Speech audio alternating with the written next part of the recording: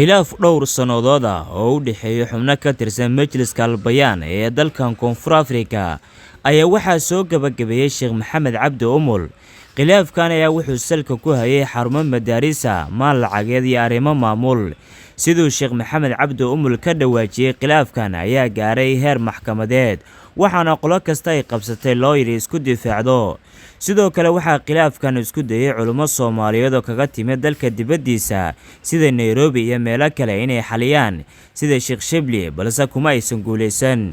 shalay oo ahayd Jimco kuna beegneed 19 January waxaa khilaafkan soo afjaray dabkana u kala qaaday Sheekh Maxamed Cabdi Umul, waxaana jira qodobo dhowr oo lagu heshiiyey. qodobadaas waxaa ka mid ah in majliska albayaan ay lacag gaaraysa 500 oo kun oo ron ay ku daraan margiska cusub ee uu dhisayo Sheekh Shaakir, asna u wareejiyo 3 xarumood oo uu gacanta ku hayay muddadii uu jiray khilaafku. balse Sheekh Maxamed Cabdi Umul ayaa qodobadaas faahfaahsan la wadaagay bulshada Soomaaliyeed ee ku dhaqan dalkan koonfur Afrika. الله تبارك وتعالى قرآن الكريم وحكول يهي إنما المؤمنون إخوة فأصلحوا بين أخويكم. مؤمنين توا ولا له إيمانك يدين تا ولا ليسي إلهي با ولا ليي كدي وحل يريدتك ولا ليه لا ولا لها دتك إلهي ولا ليي دين تو ولا ليسي إيمانك كو ولا لوبي hadday wax soo kala dhaxgalaan bulshada inteedii kale baa lala hadlo waxa la yiri dhexdooda islaaxiya wixii dhib yimaada saxa oo dhaxgala oo heshiisiya oo dhibaatada meesha ka saara. ayada ka horeysay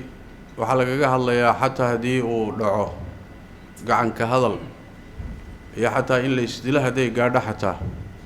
wali dadku walaalo weeye هشيسية وقال الله تبارك وتعالى وإن طائفتان من المؤمنين اقتتلوا فأصلحوا بينهما. يعني أيوة عن كهذا الإيو دقال قاعدين بالله هاي لو كوحوض مؤمنين هشيسية وإله إليه تبارك وتعالى.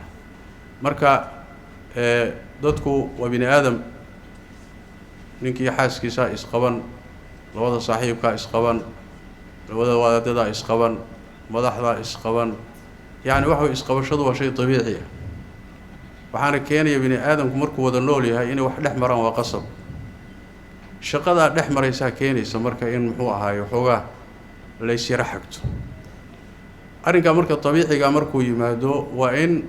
ضدك أي واحد أحمرين أي وين حلك جاردن هذيك جاري ويا المسؤولية وحي صارن تهاي بالشدة أنت هذا كله.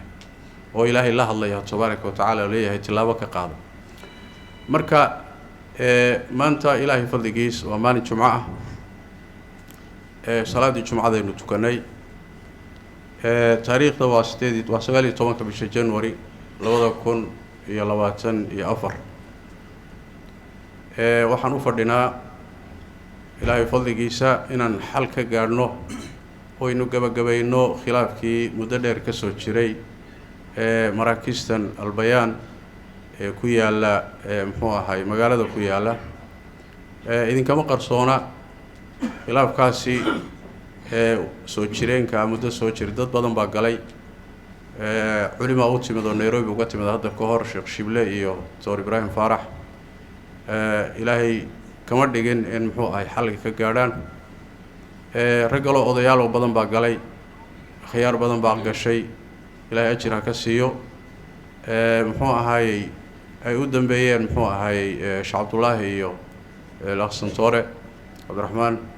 يعني وحي ودن إلهي وحو قدر تبارك وتعالى شيء والبوقت بوليه وقتي سيمانتا إنان أني وهو يمد مؤتمر كي دعوة ده إن إلهي تبارك وتعالى ويقص السماء هي إلهي أكتي سكا قدر نيد مركي رنتي أن إيماني يقرشاه يقومتشرين إنان هوش قاله حيا لي وإلى أتكيد وهو لتيداد بدن كلين وحوقا أتكاتي بإيلا مقاتي لكن مركان ودن كإيمت أيا لبدا دينع dad aan ahayn ayaa waxay yiraahdeen war Ilaahay bay inuu ku fududeeyo dhici kartee hawsha sheekhow sidan ha kaga noqon. marka sidaasaan marka ku bilaabo waxaan yiri markaasi bal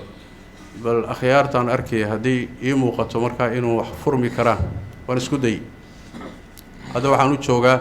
dhowr iyo 10 bari baan hawsha u joogaayo mu'tamarkii dacwadu dhamaaday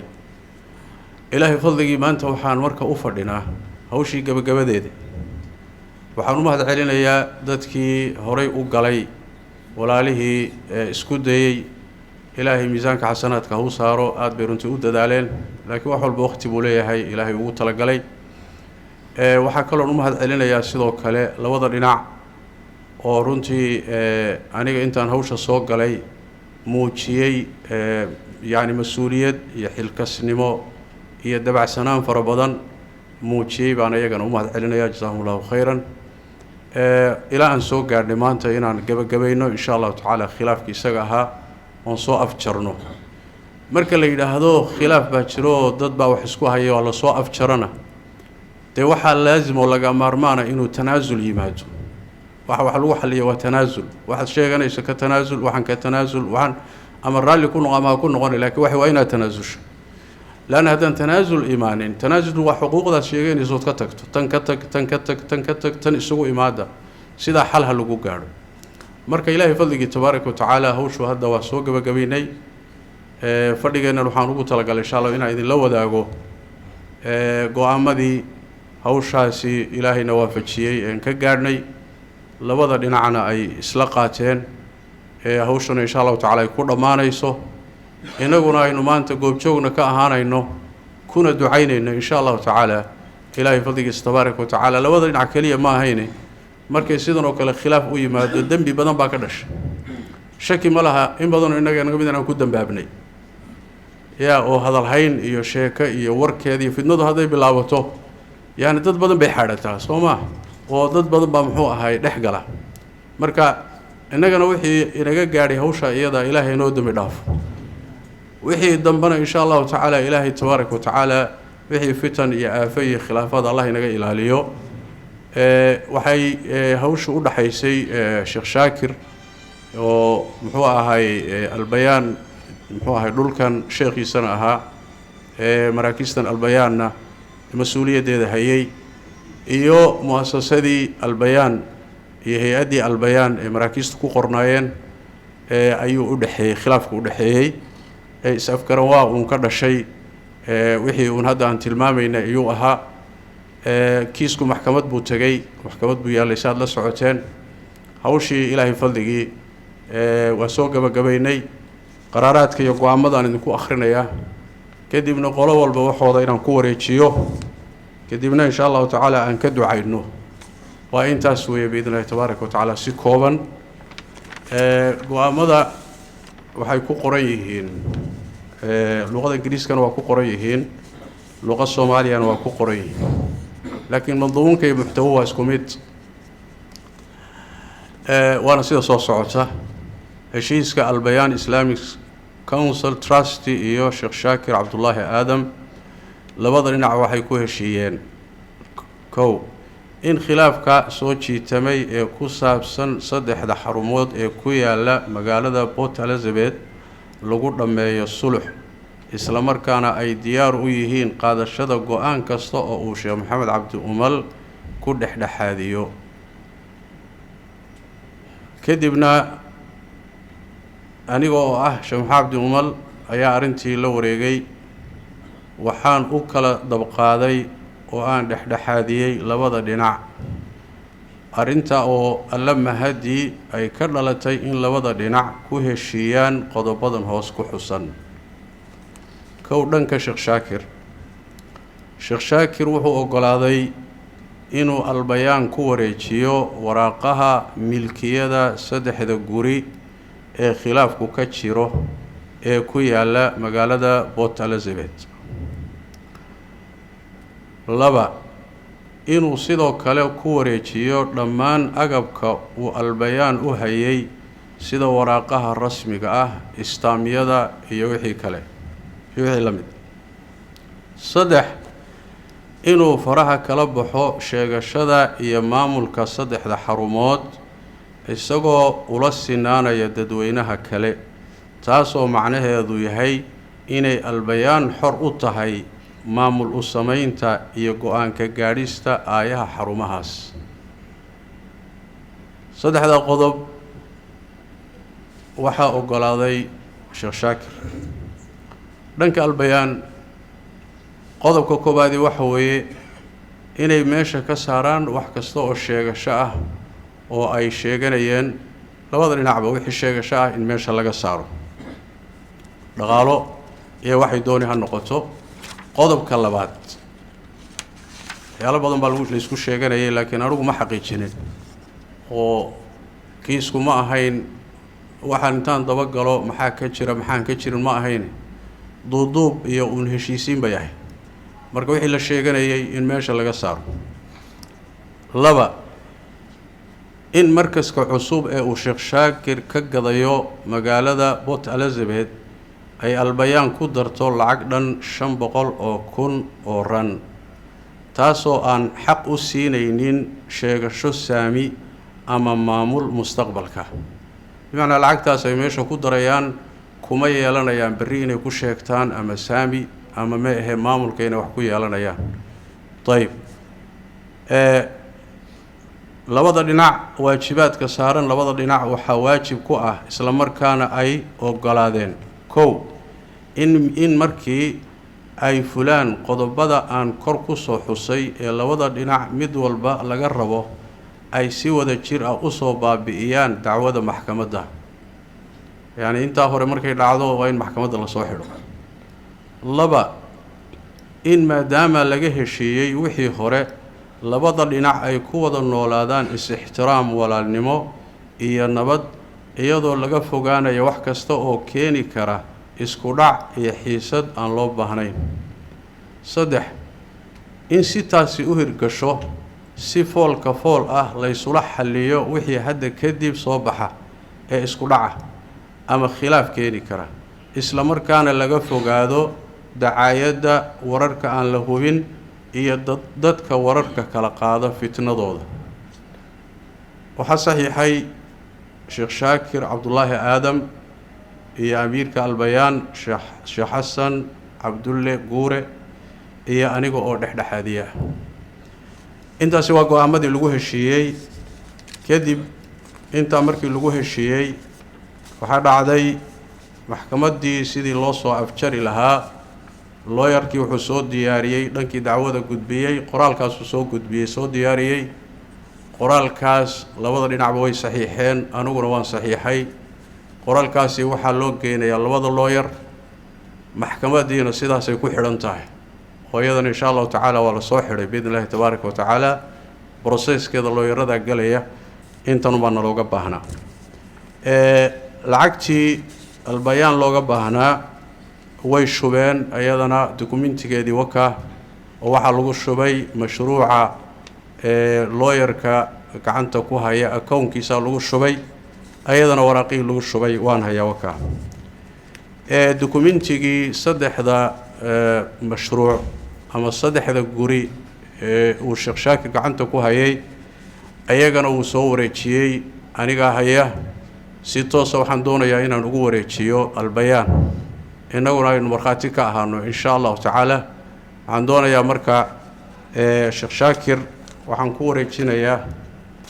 muxuu ahaayey qoraalkii looyarka ee maxkamadda, rasiidyadii lagu shubay lacagta iyo heshiiska af soomaaliga ku qoraneen anigu soo qoray ayaan doonayaa inaan ku wareejiyo sheekh shaakir.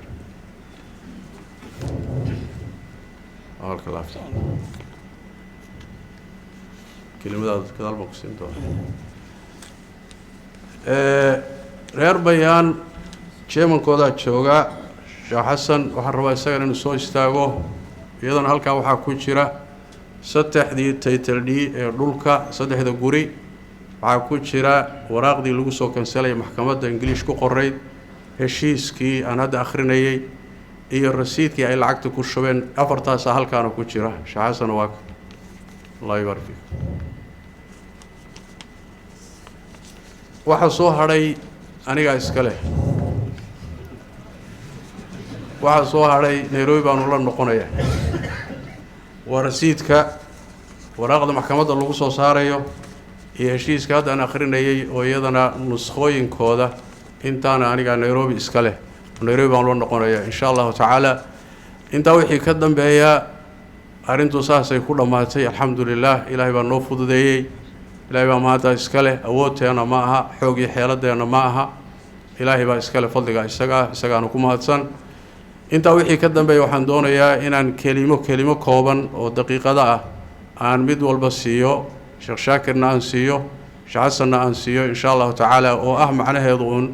يعني وحويان إسعافين إيو إسسامحيد إيو دادوينها إن خير الله دردارمو إنتاس إن شاء الله تعالى شاكر بانكور مريني فضل بسم الله الرحمن الرحيم الحمد لله رب العالمين وصلى اللهم على نبينا محمد وعلى آله وأصحابه ومن تبعهم بإحسان إلى يوم الدين ما بعد كلمة أو الشيخ الشيخي حفظه الله ومبان ربائنا نسيد أما اشتره انتو الشيخين أنا كبحين أن كدقو دردارا iyo الشكر والتقدير مسألة ugu horeysa soo sheekhu sheegay dibkii faraha badnaa ee soo socday 4 sano adina ka badnayn heer high court-na gaaray ee la socoteen runtii dib badanna magaalada u soo jiitay anagoo soo sheekhu sheegay isku dhafan ayaanu sheekha u qordhibanay ana ka dooranay in sheekhu aan ku karaamayno حفظه الله ورعاه مدام الشيخ الفاضل المحترم الوالد وصومالي وياهي دمانتد الشيخ فضل بدن والله احترامه ووالد ومفتي صومالي هذا يعني سلقى هذا إن نقرني منه كون حرمينه قر يقر وحلا وحصوص عربة أن أقرني منه مركا وشا هذا وانا قادني وانا قبلي هرين وان أقرني مني يدو وحا كسو بحي دون أن لأقين yaan u qordhiibanay kabacdina wixii uu soo saaray waa ku qanacnay waana qaadanay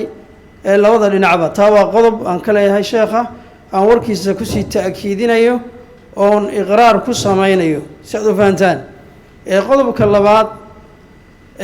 aan rabo inaan ka hadlo waxaa weeye sheekha yar carabaabe anagu December laga soo bilaabo waxaanu samaynay mu'assasada albayaan oo kala oo trustigeeda iyo registrationkeeda iska leh waxaan ugu magac daray at-tibyaan al-islaami waxaan kaloo ku guuleysanay bishan December inaanu helo markas aan u bixin doono insha Allah markasu tawfiiq oo guriga weyn taqaanaane burtinla ka soo horjeeda barxada weyn leh dimar hadii rag isfahmi waayaan in la kala nasto oo meel la kala helo oo lagu kala nafiso yaan oga dal lahayn marka markaasna sheekhu sheegayna gacanteenu ku jira almost waanu gadnay intii badnayd muddo 6 bilood inaan ku soo gabagabeynaa insha Allah tabaaraka wa taala waan sugaynaa taa waxaan u sheegayaa inuu carabaabay in walaalahana albayaantooda Ilaahay u barakeeyo annagana at-tibyaan tanada Ilaahay noo barakeeyo oo walaa magaco isu dhow oo albayaan iyo at-tibyaan tibyaan wa tafaa'ulan min qawlihi tabaaraka wa taala وأنزلنا عليك الذكر لتبين للناس تبيانا لكل شيء وهدى ورحمة وبشرى للمسلمين سورة النحل وتقرنسان هل كاسانو ككيني باشا وهرق شيء وانو سميني بايلويا هؤلاء لما دمسترني موق قرية دي مركز كيدين وديار مرك إن لو كلا نفسه وان لسدوتشي تمين وانو الحمد قبان كرو قبطه أيان عربابا يتانا وانو سوكري قضب كاس إن شاء الله تبارك شيخنا وانو دعين in lagu kala nafiso oo nin walba dhinaciisa u shabkaxsado muddo 6 bilood ay ku dhamaato ayuu qorshahanagu yahay biidin Ilaahay tabaaraka wa taala iyadoo markaas weyn uu noqon doono oo meedka lagu xawaalo wax walba lagu sameeyo taadan ka gudbo ugu dambeyn 3 bayd baan sheekha ugu talagalay runtii ixtiraam badan buu naga mudan yahay waa sheekh isaan sheegay ummadda ma la uzaki ala Allah ahadan 3 bayd oo liiga horeeyay yaa sheekha ugu talagalay inaan ku sagootiyo saddexda bayd sayidina cali baa loo aaneeyaa oo loo tiiriyaa keligiina ma ahe waa culimada oo dhan wey sheekhu wuxuu sheegay carabaabay in 10 jeer la galay waa runtii culimaa gashay odayaal akhyaar baa galay Somali community baa galay odageydeen high court bay tagtay waxa la waayay idan isaga Ilaahay sabab ooga dhigay inuu xaliyo in loo hogaansamo oo loo khuduuco oo ma garanaysaa yana soo la xurmeynaa hadalkiisa la qaatana حق أوليه تامرك وحي علماء كدهين سيدنا علي رضي الله تعالى عنه يقول ريي أيان روى الشيخ إنهم كسقوتيو ما دام بريء وضولها أيوه وعليها هاي ما الفخر إلا لأهل العلم إنهم على الهدى لمن استهدى أدلاء ووزن كل امرئ ما كان يحسنه والجاهلون لأهل العلم أعداء ففز بعلم تعش به حيا دائما أبدا الناس موتى وأهل العلم أحياء هذا نفسر ذلك كان عربي قرنين إلا ما هو نقانه وحيري نكا قبيي سيدنا علي الله آني إنه يساقي هاي وحيري ما الفخر فان مبتشربه لو فان تمضد أما ضد لو لسكو شرفه إلا لأهل العلم ضد علمي لما وياني فان كلمة مبتشربه محايا لإنهم إيجو على الهدى هانون كدرشيسا لمن استهدى ننكي هانون ضلبه أدلاء قوة سيوي حق ذلك فرطه وفيقان ويكو قلاميان وقبصون بيدهان ويهرقليان إيجو مصالحة فيرنا يددك حق تصاني يكو قنعيان وكو كل كساه وحوير مركو شوق سيوده ووزن كل امرئ ما كان يحسنه قف كستميزان كيسو وقلبينتو وناتشيو بالعلم والعمل وكوناتشيو والجاهلون نمك الجاهلين تؤنا لأهل العلم كو علم وصاحبك أعداء علب إليهينو شاقا مفتقها وحكا يا ذكر كينك بحسنين سواء قرن دينك لو كير ليس كبدابة مركا والجاهلون لأهل العلم أعداء حقوق بقبيي ففز بعلم كقوليس تعيش والنورانيسة حيا أبدا دائما ولقى نوران في بعد كتشريسا علمك دينك كقوليس محايا للناس موتى تدقوا بختين وأهل العلم أحياء شيخ إسرائيل ندعين دون ندعين ما ينوي بعد إسرائيل اسكاله الوالدة سان هوش صواب شري انت أصلا أقول سوتين قبل غير يقول ريانيك وجزاكم الله خيرا والسلام عليكم ورحمة الله وبركاته. بسم الله الحمد لله والصلاة والسلام على رسول الله. إلهي سبحانه وتعالى أرتم هذا مركب كوبات سجى وما أساس الشيخ وشيء أوشان اللي قبصونته إلهي سبحانه وتعالى سجى سكالة ما هذا الله سبحانه وتعالى كبعدي سيدو كلنا وحن معذرين يا شيخة جزاه الله خير. إلهي سبحانه وتعالى ميزانك حسنات كودر الشيخة إلهي وحن كبري إن عمري سي عمل كيسن ونبركيه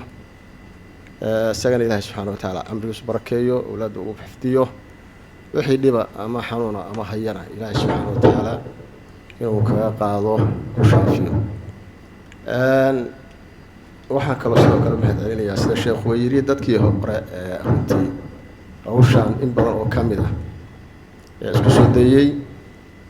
sida sheekhu uu sheegayna kullu juhdi badan bay soo geliyeen ayaguna waxay leeyihiin insha Allah taala juhdigoodaas Ilaahay subhanahu wa taala ka abaalmariyo ayagana inta ka bacdi sida sheekhu uu sheegay baan anaguna qabnaa waa qaadanay go'aamadii sheekhu uu ku dul akhriyay anaguna hor u soo qaadanay sidaasina insha Allah taala raalli kuna hayo ku qaadanay anaguna deynta waxa ka dambeeyo waxaan maleynayaa hada war badan iyo ma jiro kaliya in sida sheekhu sheegay wixii ka dhashay in la iswada cafiyo albayaan sheekhu safiyaan maxal ila dadweynuhu safiyo arintaas ilaahay idankiisa waxa ka dambeeyo noqoto xal dhalay sida sheekhu sheegay dacwo kale ayuu qabanaya dacwadaas oo qabanayana dawaan dacwada islaamku waxa ka qabanaya ay mujtamaca nasna Allah barakeeyo dacwada oo hayo oo qaban doono insha Allah taala wali isnaxiyay inta ka bacdi sheekhu zawla khair sheekh gawib ku sugotiyay deena sheekh waxaan ku sugotiyay hortina madax ka dhukanaya fadlan mar labaad waxaan rabaa inaan saxafino sheekh shaakir tiina albayaan sheekh shaakir saxafiya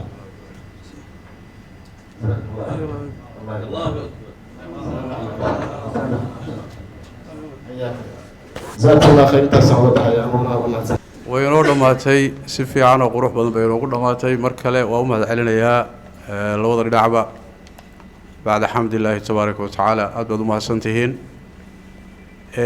waxaana rajaynayaa insha allahu tacaala wixii hadda ka dambeeya inay soo noqoto saaxiibnimadii iyo walaalnimadii iyo wada shaqayntii hore oo dhibku intii ku dhammaado insha allahu tacaala waa rajaynaynaa. wixii waa kala caddaadeen la isku hayay hadal ma leh, shaydaankiina waa baxay oo muxuu ahaayey dadka markii horeba shaydaan iyo wasaas baa u dhexeeyey. ilaahay tabaaraka wa tacaala inaguma soo celiyo. dadweynaha iyagana waxaan ka rajaynaynaa insha allahu tacaala inaynu samaha iyo wanaag ka shaqayno. nabigeenu wuxuu uhi sal alla alayh wasalam dadku waa laba, dadka qaarna furayaal bay yihiin oo khayrkay furaan,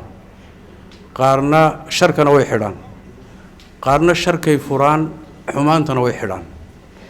marka nebigu wuxuu uhi sal alla alay slm waxaad noqotaan kuwa khayrka fura sharkana xidha. marka arrintaa iyada ah ilaahay saa inooga dhameeyey, innagana dembigeeda allah inaga xidho. kolley muxuu ahaay maalmo waad sii tacliiqin doontaanoo soomaali baad tihiinoo waad ku shaacabi doontaane meelaha maqaayadaha iyo,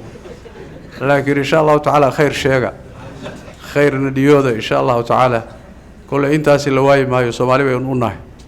marka culayskeeda ilaahay dhinaca inooga rido, ilaahaygii muxuu ahaay khayrka inoo daa'imiyo. halaan la iscafiyo insha allahu tacaala sidaan hadda ka hadlaynay. cafis iyo halaysa saamaxo. cid kasta oo qadiyadan ama arrintan ama khilaafkan ku lug yeelatay ama hadal ka gaadhay ama wuxuun ku yeeshayna ilaahay ha uga laabto tabaaraka wa tacaala, ha laga toobad keeno wixii khaldamay. innagana iswada cafino insha allahu tacaala, maadaama labadii dhinac hawshanba sababta u ahaa ay iscafiyeen. annaga maxaa inoo yaal? ilaa annagu waa daba naalay soo maaha. geela hebel baanu kuwa daba yaalaan sii daba naallaami, waa daba naalay un. marka iyagiiba hadday hawshii dhammaysteen annaga ma war baa inoo yaal. marka insha allahu tacaala sidaas baynu ku kala tegi doonaa insha allahu tacaala. wixii dambe ee yaryaree laabanna insha allah waase sii arki doonaa. ilaa caawa iyo berri gelinka hore waa idinla joognaa insha allahu tacaala. ilaahay waxba kama soo celiyo. haddii shaa uu shee la kala nafisana waa la isu soo xiisi doonaa. hadda goor bay annagana qabsatayoo sidaasoo kalea inta la isugu dhacay baa wadaadada nin walba wuxuu rabaa moogtahay meeluu waxoogaa ka hiraaguu rabaa, waxoogagiisa ka tuurto. marka hadday marmarka qaarkood isqabo weyd nin walba meeluu ka hiraagaa loo sameeyaa. marka dambe iyagoo wada shaah cabayaad arki oo maasha allahu. marka annagii hadda kor nagu dhacday meelahaasoo waa ku kala nafisnay alxamdulillah. markii dambe asxaab baa la noqday, war shalay maxayna dhex yaalloon isku haysan. marka insha allahu tacaala taana marka soo kordhin buu noqon doonaa insha allahu tacaala. wax ishkaala ma laha, khayr unbuu la soo kordhi biidn illahi tabaaraka wa tacaala. kuwana khayr bay la soo kordhayaan. kulli innaga haddaan nahay maamulkooda iyo wadidooda iyo dhibtooda iyo waa laynaga xigsan, laakiin waa ka wada faa'iidaysanaynaa. haddii kaasi uu wanaag soo kordhinayo wanaagga waa ka faa'iidaysanaya, kuwan innagaa dhisanay waa ka faa'iidaysan, kulli innagaa wada dhisannay. waa maraakis inoo soo kordhay, intaa un saaha loo arko insha allahu tacaala. innaguna dadweynaha waxaynu nahay waa unu ka faa'iidaysanaynaa khayrka meesha ka socda, innagii awlaadeenna iyo guryaheenna iyo dumarkeennaba. allah idin barakeeyo, ilaahayna idin xifdiyo insha allahu tacaala. ilaahayna tabaaraka wa tacaala tawfiiqda hayna waafajiyo, wixii dembiyana allah inoo dhaafo. اللهم صل على محمد وعلى آل محمد كما صليت على إبراهيم وعلى آل إبراهيم إنك حميد مجيد. ربنا آتنا في الدنيا حسنة وفي الآخرة حسنة وقنا عذاب النار. اللهم إنا نسألك الخير كله ونعوذ بك من الشر كله يا أرحم الراحمين. اللهم أصلح ذات بيننا وألف بين قلوبنا يا أرحم الراحمين. اللهم ألف بين قلوبنا وأصلح ذات بيننا يا أرحم الراحمين. اللهم إنا نعوذ بك من نزغات الشيطان، نعوذ بك من زغات الشيطان ووساوسه يا أرحم الراحمين. اللهم ألف بين قلوب المسلمين واجمع كلمتهم على الحق يا رب العالمين. اللهم اعف عنا، اللهم عافنا واعف عنا يا أرحم الراحمين. اللهم عافنا واعف عنا يا حي يا قيوم. سبحانك اللهم وبحمدك نشهد أن لا إله إلا أنت، نشهد أن لا إله إلا أنت، نستغفرك ونتوب إليك. سبحان ربك رب العزة عما يصفون وسلام على المرسلين والحمد لله رب العالمين. وجزاكم الله